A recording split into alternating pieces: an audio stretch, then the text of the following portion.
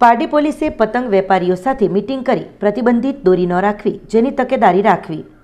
Pardi police મથકના PI GR ગઢવીએ શનિવારના રોજ સાંજે 4 વાગ્યે પારડી બજારમાં પતંગ અને દોરાનું વેચાણ કરતા વેપારીઓને ચાઇનીઝ તેમજ તુક્કલ પર પ્રતિબંધ દોરી અથવા કોઈકના જીવ જોખમમાં મુકાય તેવી ચીજવસ્તુઓ ન વેચવાની સૂચના આપી હતી, જેનો વેપારીઓએ પૂરો સહયોગ આપ્યો હતો, જેની ખાતરી આપી હતી.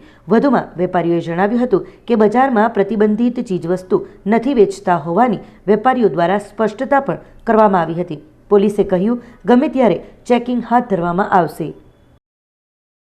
દ્રષ્ટિ ઓલું રાખી અને લોકોનો જીવ જાય છે, બરાબર? એવી કોઈ પણ વસ્તુ તમે ઉપયોગમાં ન લેતા અમે ચેક ગમે ત્યારે કરીશું, ગોડાઉન ઉપર કરીશું, તમારે વેચવાની જગ્યા ઉપર કરીશું. કોઈ પણ વસ્તુ એવી મળવી ના જોઈએ. જો મળશે તો અમે 100% ગુનો દાખલ કરીશું, બરાબર?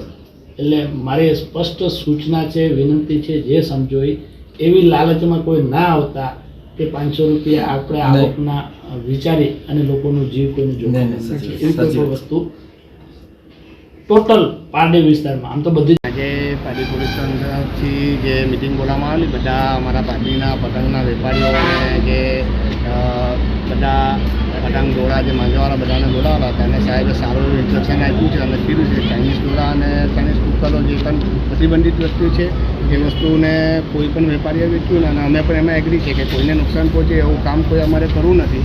અને અમે જે સરકારશ્રીના કોટન દોરા છે ને એ છે અમે બધા વેચતા છે ને અમારે બી કોઈ એવું નથી કે ભાઈ કોઈ એમને જે કીધું એ પણ વાત સાચી, કોઈને નુકસાન પહોંચે એ કામ અમારે કરવું નથી.